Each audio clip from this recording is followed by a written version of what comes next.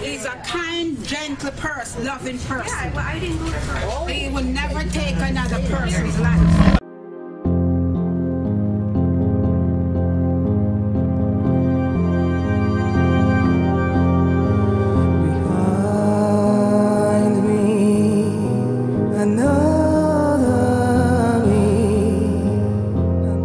Viewer discretion is advised for this educational documentary. Welcome or welcome back to Dark Case Documentaries. I bring you true crime, disturbing stories and other things that you may later regret knowing with regular uploads every week. Please do join the quickly growing, incredibly supportive Dark Case family by hitting subscribe now and turning on notifications. Thank you so much to all of my patrons. If your name is on screen right now, then you're a legend. Our love and respect goes out to all those that knew and loved Karina and all those affected by this dark case.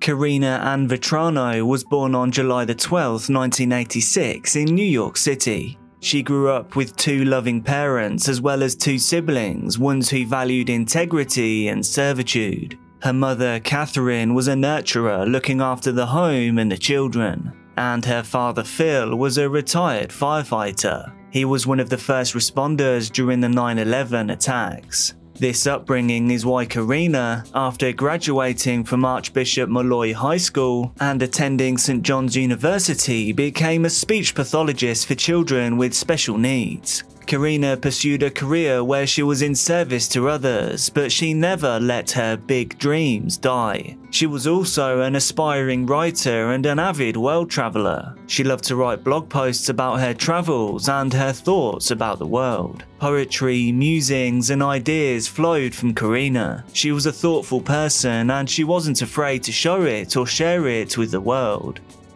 In 2013, she even featured in a short film, The Paradox, directed by a friend that was inspired by her writings. Throughout her aspirations, she never lost the close connection she had with her family. In fact, she moved into the same neighbourhood as them in Queens, and she went on frequent jogs with her father through the parks.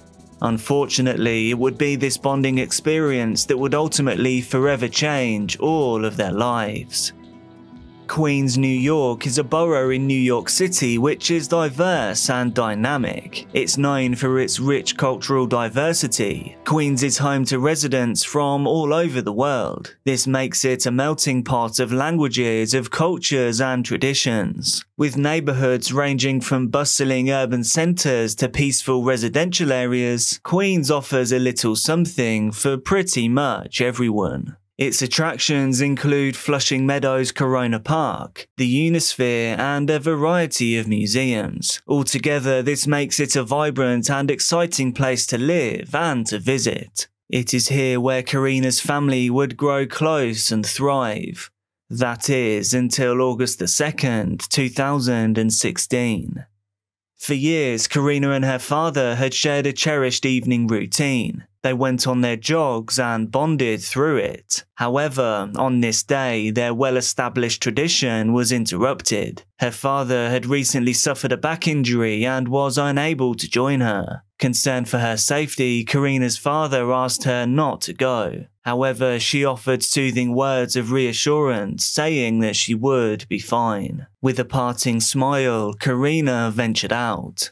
She left at around 5 p.m. to embark on their familiar jogging route. But over an hour later, as the Vetrano family home grew quiet, Father Phil's worry for Karina had become intense. He couldn't shake the growing unease, a sense of something being wrong that gnawed away at him. Karina should have returned by now, but as minutes turned into hours, his worries deepened. Desperate for a sign that she was okay, Philip reached for his phone and sent a text message to Karina. However, the notification remained unanswered. Mother Catherine joined him in his concern, but they still hung on to the hope that their daughter might have made an unexpected stop. Maybe she visited friends or she got caught up in conversation. But as the skies darkened and more calls and text messages went unanswered, their parental instincts caused them to take action. Father Phil's instinctual response was to reach out to a neighbour. He was someone with experience in law enforcement. As it turned out, the neighbour was a New York City police chief, and he thankfully immediately answered Phil's request for help in searching for Karina. The community railed together, guided by Philip. They retraced the familiar jogging route, but after a while of searching along the path, Karina's helpless father made a chilling, life-changing discovery. Within a few feet from the jogging path, Karina's lifeless body was discovered. She was laying face down in the weeds, her hand gripping the grass beneath her. She was now only partially dressed, and her body bore evident signs of violence in the form of scratches and bruises. This distressing scene was a stark illustration of a gruesome crime. The wave of shock and grief that hit her family was profound. Her mother, Catherine, couldn't contain her sorrow. She ran through the streets with her cries echoing through the neighborhood. This discovery marks the beginning of a rigorous investigation into the circumstances surrounding Karina's passing. No one could fathom who would want to hurt a beautiful helping hand in the world who came from such a heroic family. The autopsy results left no room for doubt. Karina Vetrano had been throttled. Her passing was declared a clear case of homicide. The examination revealed harrowing evidence of violence. She had been struck in the back of the head with a rock. It was clear she had fiercely struggled to fight for her life. She had bitten her assailant with such force that her teeth were cracked. Her hands still gripping the grass was evidence of her being dragged from the path. The marks on her neck were so severe that a handprint was left behind. This showed the full force of the assault. It was clear that Karina had fought for her life with everything that she had, gasping for breath as she attempted to hit, scratch, kick and punch her assailant. Unfortunately, her fight proved to not be enough. Karina, innocently going on a run, had fallen victim to a senseless crime. The response of her family to this tragedy was swift and determined, and the public were left wondering how they could keep women safe when they were out and alone. An award for information was announced, and a task force of 100 detectives was assembled to unravel this disturbing mystery. The search for answers began with DNA recovery in key locations. This was Karina's neck, where she had been throttled, under her fingernails reflecting the struggle against her attacker, and on her discarded cell phone which had been carelessly tossed into the weeds nearby. However, despite these valuable clues, there were no matches to any individuals on the police's database. This only deepened the mystery. The tireless effort to solve the crime would involve examining 600 DNA samples. Each one inched closer to finding the person responsible for this horrific act. The investigation continued to be a painstaking and heart-wrenching process. Police investigators reviewed more than 1,700 investigative reports. They left no stone unturned as they followed over 250 leads in their quest for answers. As the investigation continued, the NYPD took a significant step by releasing a sketch. It was of a man deemed a possible witness in the homicide of Karina Vetrano. They hoped this would finally bring them closer to solving this case. However, their tireless efforts would yield no results. Investigators grew weary and all leads led to dead ends. As the case grew colder, Queens County District Attorney Richard A. Brown took a significant step in December of 2016. He requested authorization from the state to employ familial DNA testing in the investigation. This would involve running the DNA profile from the crime scene through the state database. This was to identify any potential links to similar profiles belonging to relatives. This process focused on the DNA testing of Y chromosomes. They are found in males only. Meanwhile, the GoFundMe page established by the Vetrano family with the aim of providing a reward fund for anyone with valuable information had now earned over $290,000 in donations. The community's support remained steadfast as they sought justice for Karina Vetrano. As the investigation dragged on with no strong leads, many of the officers began to lose hope. But in January of 2017, Lieutenant John Russo remembered something that gave him the feeling that they had a new lead. He remembered a call that he had made to the police. This was regarding a man spotted in his own Howard Beach neighborhood, all the way back in May the previous year whilst he was off duty. The suspicious character had been wearing a hooded sweatshirt in warm weather. It appeared as though he was canvassing the area for possible robberies. As Russo noticed this man, he decided to employ the see something, say something mantra, so he called it in. Russo knew that this detail was minuscule, but he was grabbing onto anything he had left to aid in the investigation.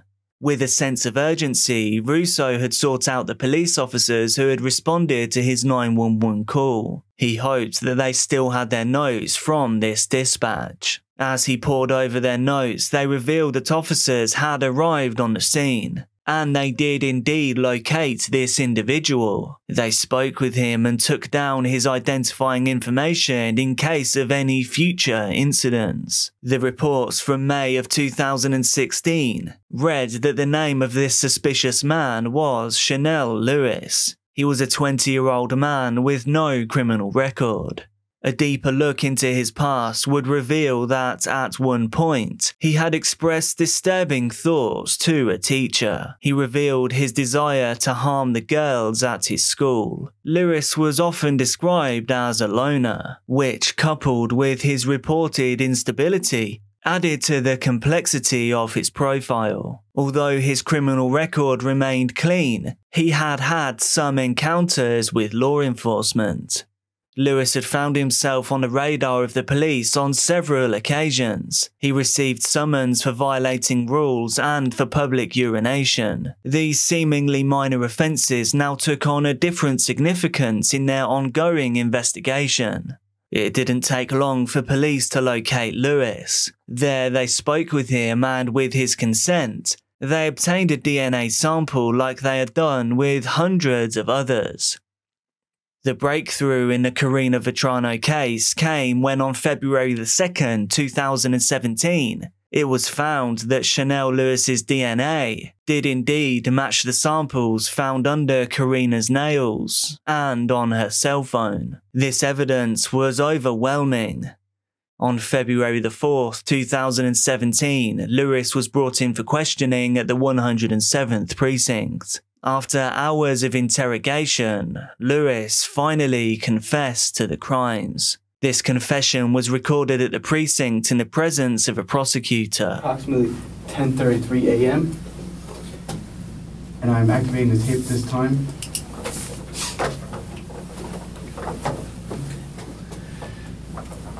You're good. Okay, we're present in the 107th Police Precinct. The date is Sunday, February 5th, 2017, and the time is about 10:33 a.m.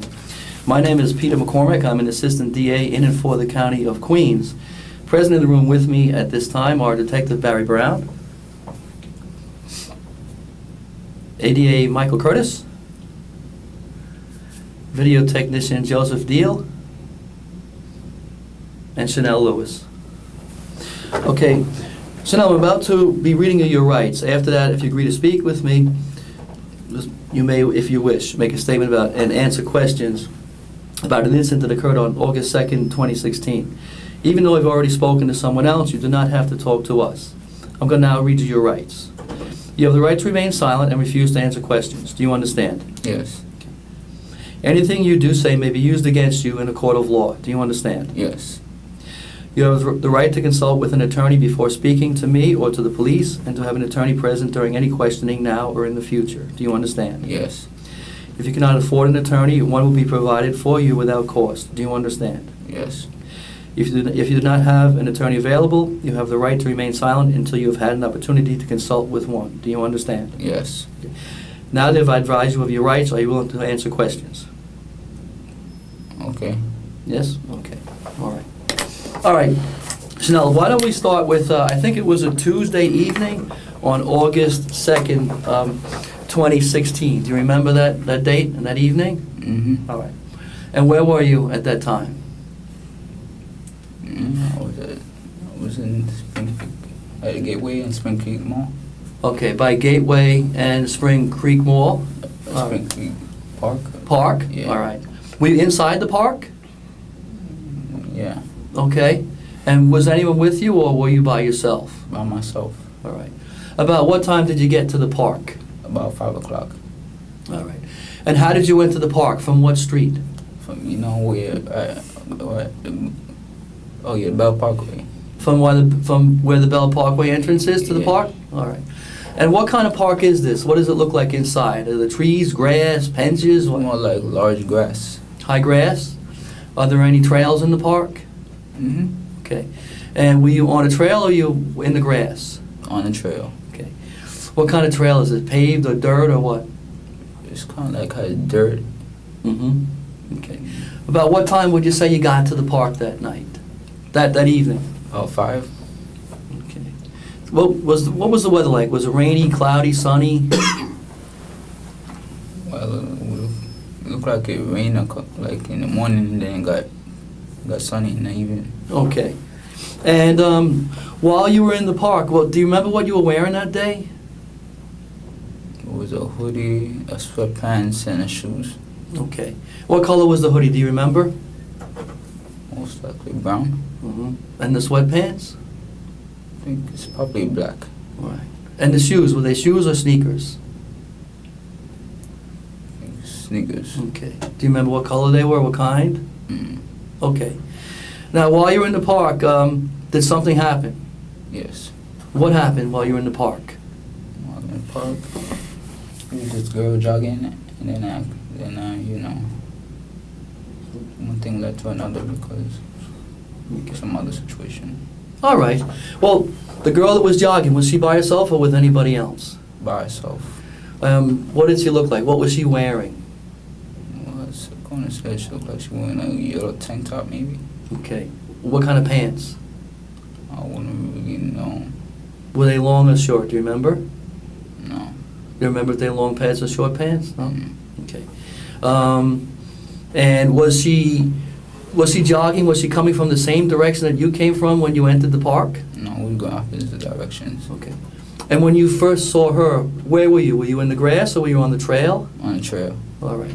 And were you moving or were you standing still?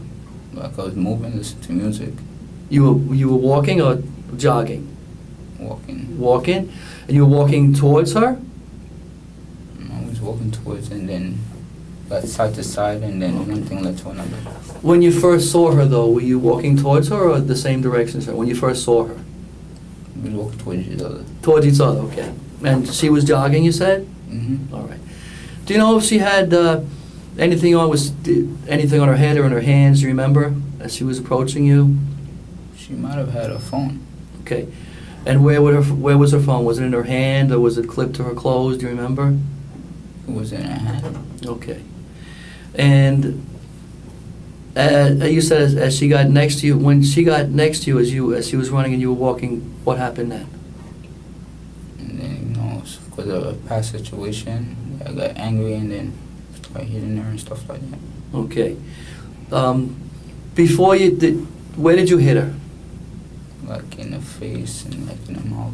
In the face and the mouth. Mhm. Before you hit her, did you grab her or did you just hit her right away? Like kind of grabbed her first. Grabbed her? And like, how did you grab her? What part of her body did you grab? Like I started hitting her because of the incident was going on earlier. Right, but did you grab her before you started hitting her, or was the first thing you did was to hit her? What was the first thing you did? I grabbed her Okay. And how did you grab her? like this. Okay. With both hands? Mm-hmm. Okay. And what part of her body did you grab? Do you remember her shoulders, her waist, her neck? Do you remember?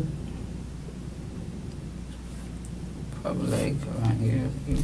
Okay, around the shoulders. Mm-hmm. And when you grabbed her, what happened then? And then I started hitting her and stuff like that. All right. Now, did you hit her with both hands? Probably, yeah. All right. And what part of her body did you hit with your hands? I didn't hit any part of her body. Her face? Just the face. Just the face? All right. About how many times did you hit her in the face? Around 5. All right. Was she standing when you started to hit her, or was she on the ground? She was on the ground. Okay. So when did she fall to the ground? After you grabbed her? All right. Now, when she fell to the ground, was she lying in the path, or was she off the path? The pathway. When she fell to the ground and you were hitting her, was she on the pathway or was she off the pathway? She's kind of on the pathway. All right. About how wide is this path, would you say? Like, About a couple of feet. okay. So it's not that wide, right? Mm. All right. And when you were hitting her in the face, was she face up or face down? She was like face up. Face up. Did she say anything at all? Mm. No. Did she scream? No, because her tooth broke. I'm sorry? Her tooth broke? Right. Were you covering her mouth at all? Mm. No? Okay. The tooth that broke, was it like in the front, the top, or the bottom? Do you remember? No. Okay. How long would you say you were hitting her for? About how long in time? I mean, The whole thing was like about 5 minutes. 5 minutes? All right. And did you do anything else to her besides hit her? Did you put her hands on any other part of her body? No. Okay. Around her neck or anything? Yeah, there was kind of separation. I'm sorry? Yeah. You put her hands on her neck, around her neck? Okay. Do you remember, was it one hand or both hands? Both. Both? All right. And how long did you have your hands around her neck? I don't know. Okay. Did you squeeze her neck when you had your hands around her neck? Yeah. Yeah? Okay. You don't remember for how long, though? Okay. Because I was mad at the incident. You were mad about an incident. Okay, we're going to get to that in a little bit, all right? I just want to find out what happened, all right? And was she still moving when you had your hands around her neck? Oh, yeah, and then she dropped into the water. Okay.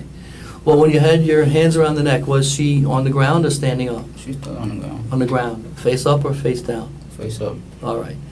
And then how did her face go in the water?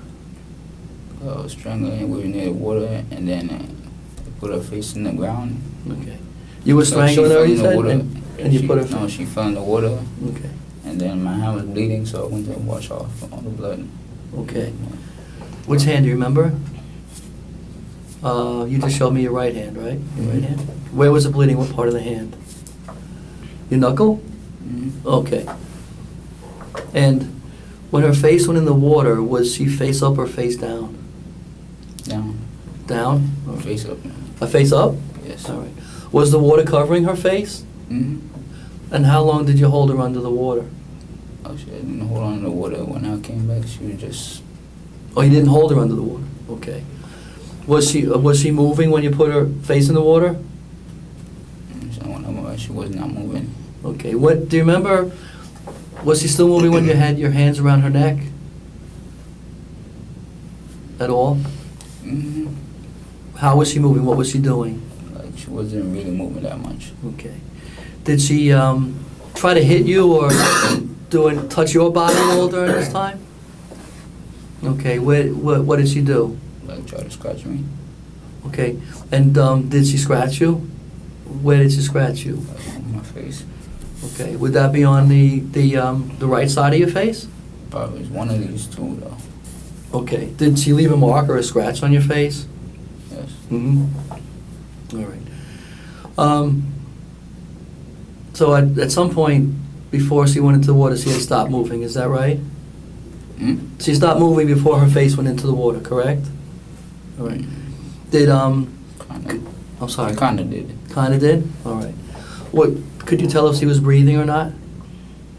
What you said? Repeat the last question. Could you tell if she was breathing? No, the other one. Oh, before that? I said, Yeah. oh, at some point before she went into the water, she stopped moving, and you said kind of, right? This is like after the water. Well, that when you put her in the Yeah. water, was she still moving I then? didn't put in the water. She fell in the She water. fell. Was she moving then? After that, she wasn't moving. Okay. Did she fall in the water when you first threw her to the ground, or when you're on the ground with her hitting her? Did she like kind of move towards the water? It was more like a strangulation, and then she rolled into the water. So it was after you had your hands on her neck that she went in the water. Mhm. All right. And what did you do then? After that?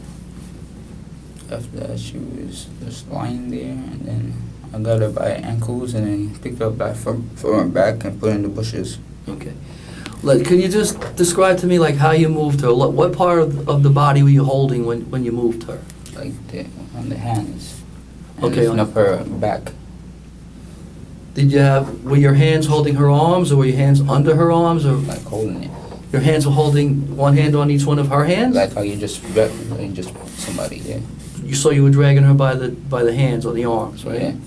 And when you dragged her, was she facing down onto the ground or facing up to the sky? Up to the sky. Facing up, okay. And where did you drag her to? It was somewhere off the pathway. Off the pathway? Mm-hmm. What's on the side of the pathway? Bushes, trees, grass? Like some really rough kind of trees. I mean, some really rough, it's called weed and leaves. Weed and leaves, okay. About how high would you say it was? Was it high or Like about 8 feet, something like that. like higher than your head when you're standing? Yeah. All right. How far off the path would you say you dragged her into the grass? Like how many feet about? Probably about 10. Okay.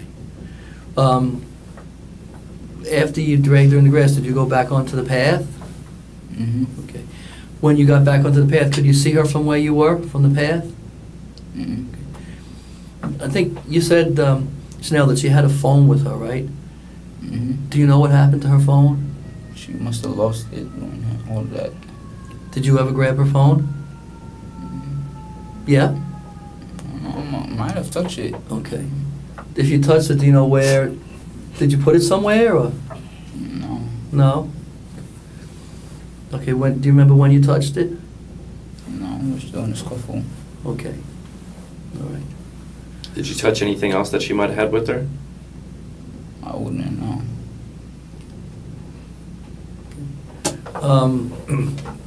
When you left her in the grass, were her clothes still on? No. What was the status of her clothing? How was her clothing Kind of arranged? like pulled off. Pulled off? Yeah. Okay, what was pulled off? Like her clothes, Her shirt, her pants? her pants. What about her shirt? Sure, I think it was still intact. Still? Maybe. Okay. And when you say her pants were pulled off, were they totally off, or were they half on or half off? What were they? Looked like kind of half off. Okay. Were they down or up? I mean, her pants. Kind of like down. Okay. What about her underwear? Maybe it was down too. Okay. Did you touch her in any way in her vagina or her anus at all? Mm-mm. Not at all? Mm-mm. Okay. Now, you said that you did this because you had some anger, is that right? Mm-hmm. All right. Can you tell me about that anger? Cause I used to live in a different address than I currently live at now. Right. And then sometimes there's this man that comes around there. He play like live music and carry a lot of friends around there. I didn't like it because I feel unsafe and uncomfortable, and I like my place private and peaceful. And usually I just Okay. sometimes. What place was this that you used to live in? A different place? What place was It was the this? same neighborhood but different street. It was at Logan Street. The neighborhood where you live now? Yeah. Okay, and where do you live now? Well, now it's Essex Street. What's the address? 576 Essex Street. And is that a big house, little house? Or? It's kind of like a 3-story. Okay. What floor do you live on? We live in the basement. Okay. Who's we? Who do you live with? My mom, my sisters, How many sisters? 2, 2? Okay. What are their names? Flip and Sweeter, Okay. Are they older than you or younger than you? older. Older. Okay. How long? And the place you said you lived before that, you said it was Logan Street. And that's near Essex Street, right? Mm-hmm. All right. And there was someone there who got you angry? Do you remember who that was? Mm. Do you remember who that was?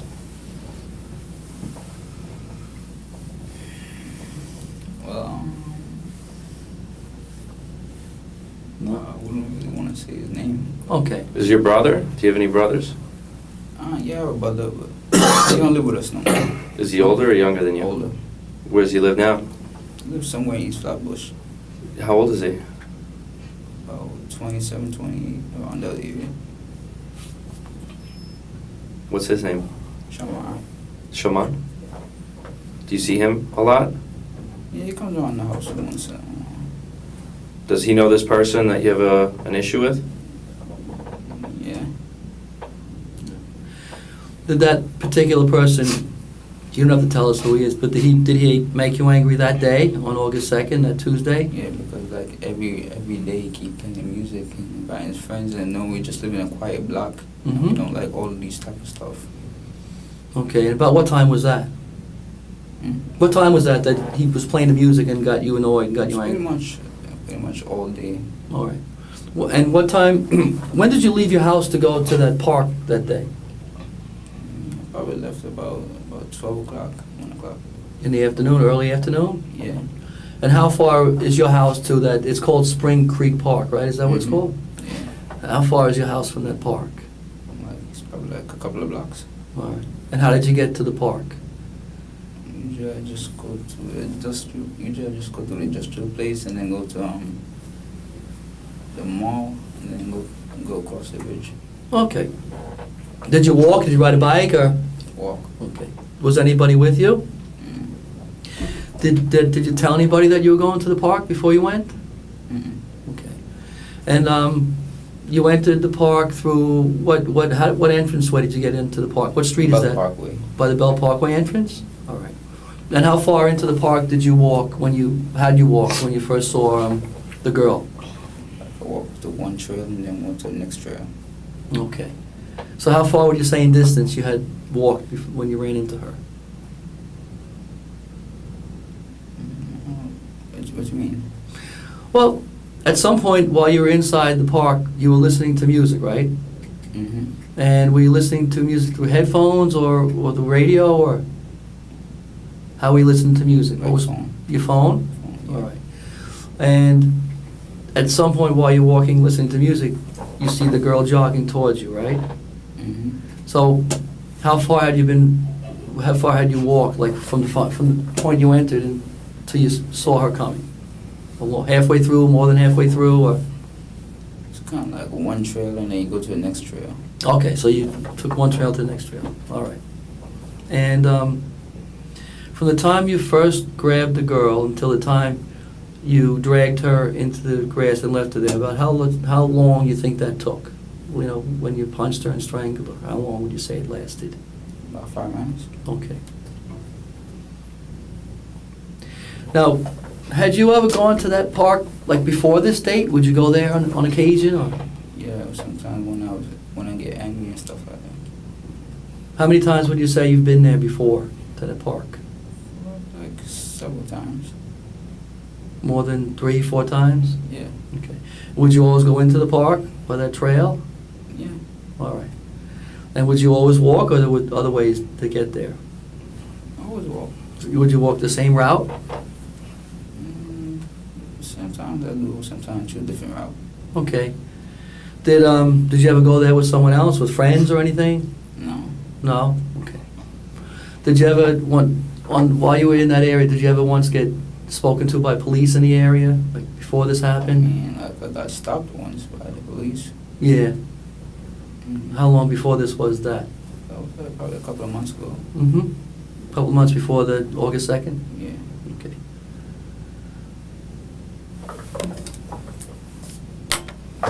Now, I know, Chanel, I know that, like last night, you really didn't want to talk about this, right? Last night. But today, it was okay, you wanted to talk about it, right? Mm-hmm. I know that you told Detective Brown you wanted to straighten your life out, right? Yes. Okay.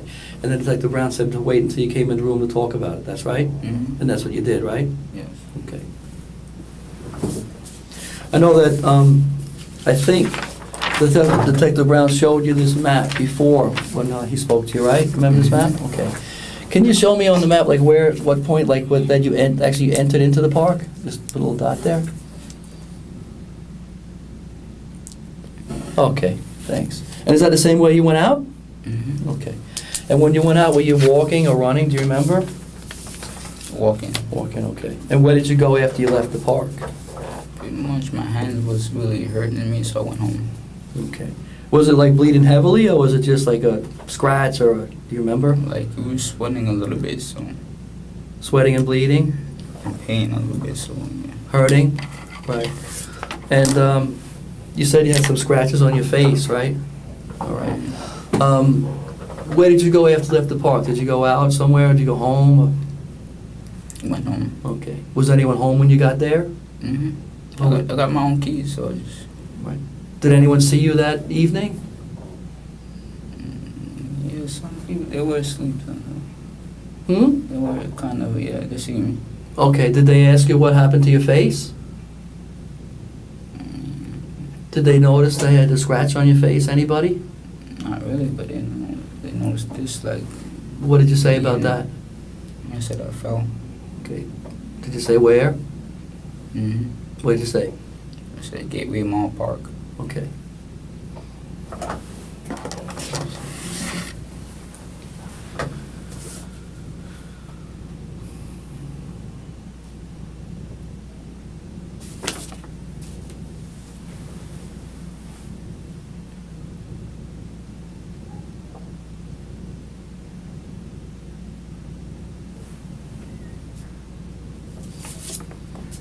Can you just tell us what this girl looked like? Was she a black girl, Chinese girl, Spanish girl, white girl? Do you remember? She looked white. Okay. About how big was she? About 5'4", 5'3", I guess. Heavy, slim, medium? Kind of look medium. Okay. Had you ever seen her before? No.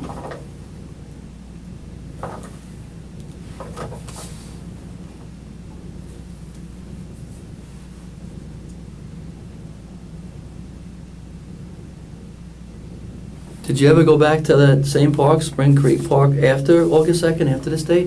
Mm-mm. Never? Okay.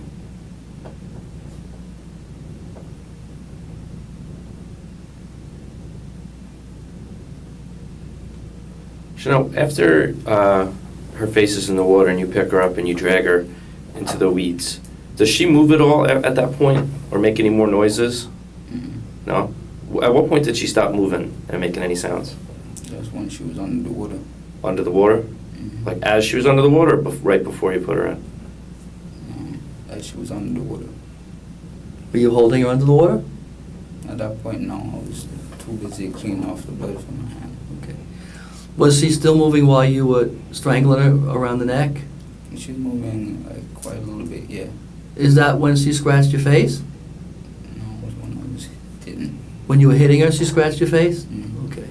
When you were hitting her, were you standing over her, or were you like sitting on her chest, or how were you positioned when you were hitting her? Like I was on top. But were you standing on top, or were your knees on the ground? Were you like, were you low, or were you standing up on your feet? Like it was kind of like between, like in the middle. Between the middle of standing and crouching on the floor. Crouching like a catcher in baseball, or with your knees on the ground? It was more like a one with a baseball. Like a catcher in baseball?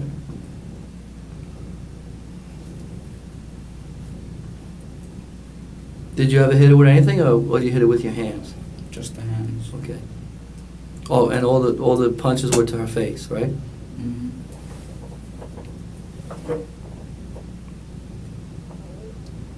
And you said it was with both your hands? Mm-hmm. You only got the injury to the one hand? Mm-hmm. Would you say you use that hand more?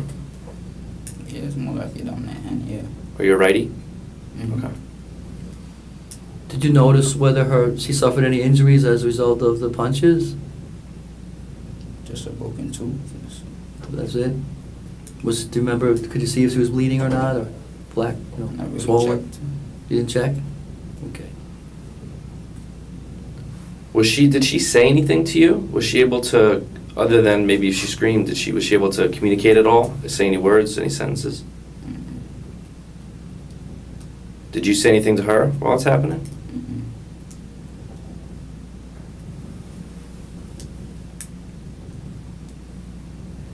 And you were angry because of what happened in your neighborhood? Yes. Were you angry about what happened in Howard Beach? No. Did you have any friends or people you knew who lived in the neighborhood by Howard Beach? No. No?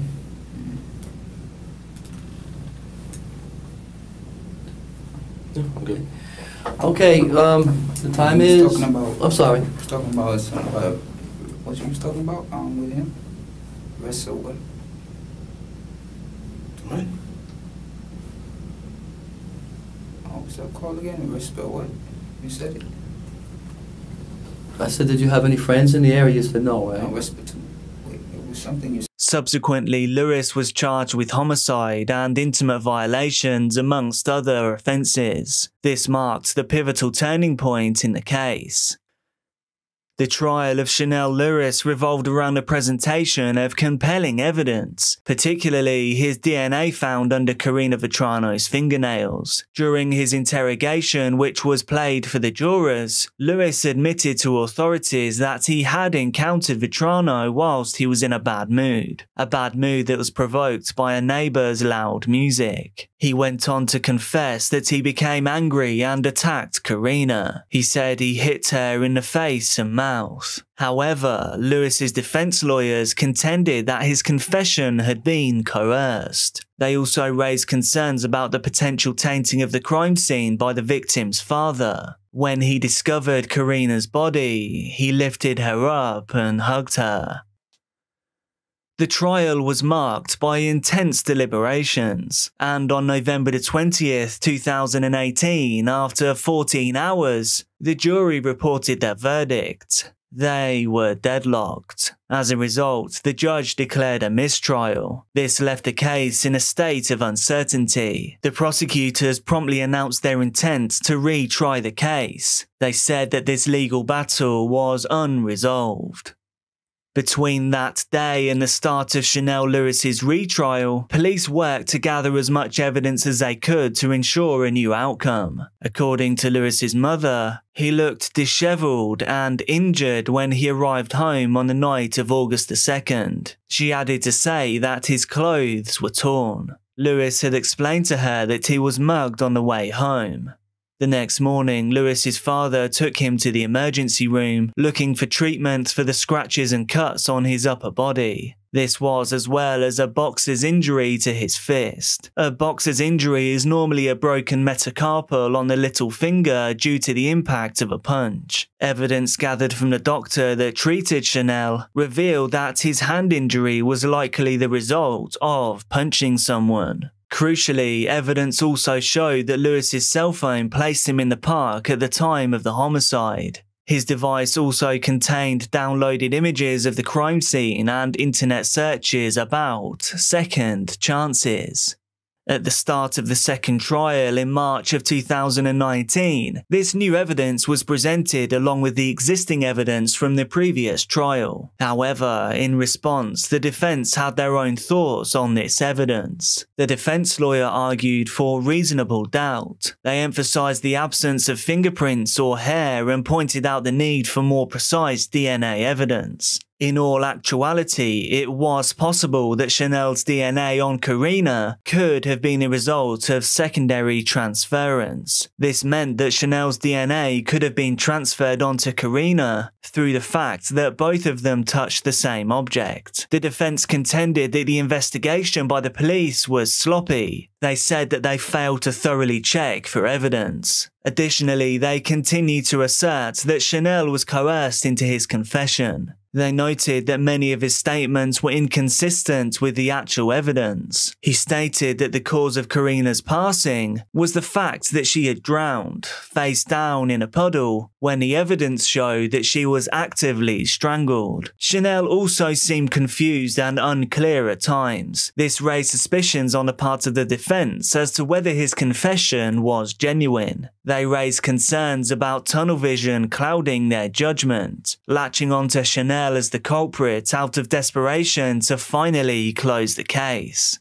On March 28, 2019, as both the defense and prosecutors rested their cases, a surprising turn of events unfolded. An anonymous letter was sent to the defense team. This alleged that prosecutors had withheld potentially exculpatory material. Exculpatory material refers to evidence or information that is favourable for the defendant in a criminal case. Evidence that shows their innocence or casts doubt on their guilt. This evidence can include facts, documents, witness statements, or any information that would help exonerate the accused. It is the legal and ethical duty of the prosecutors to provide this material to the defense. This is part of their obligation to ensure a fair trial. Failure to disclose this information can be a violation of a defendant's rights, and therefore this may lead to the overturning of a conviction. The defense lawyers Julia Burke and Robert Moeller found a plain envelope with no return address in their office. The 3-page typed letter pointed attorneys to several meetings among investigators, meetings during the initial 2 weeks of the investigation. According to the unknown author, NYPD Deputy Chief Michael Kemper had stated on multiple occasions at these meetings that they were looking for 2 jacked-up white guys who are from Howard Beach, while Chanel Lewis was slight and African American. Additionally, the letters revealed that after Chanel Lewis's DNA was taken, one of the detectives reported back to Lieutenant John Russo saying, "He's not the perp.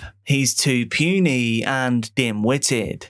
In response to this case-altering information, the defense planned to submit motions seeking a hearing to address the prosecution's alleged failure to disclose this, as well as even more damning exculpatory evidence. They also looked to challenge the New York Police Department's unconstitutional racial profiling throughout the investigation. On April 1st, 2019, Queen's Supreme Court Justice Michael Aloise delivered significant rulings in the case. He denied all of the defense's motions to conduct a hearing about the allegations in this anonymous letter. Additionally, he dismissed the defense's request for a mistrial. Following these rulings, the closing arguments commenced.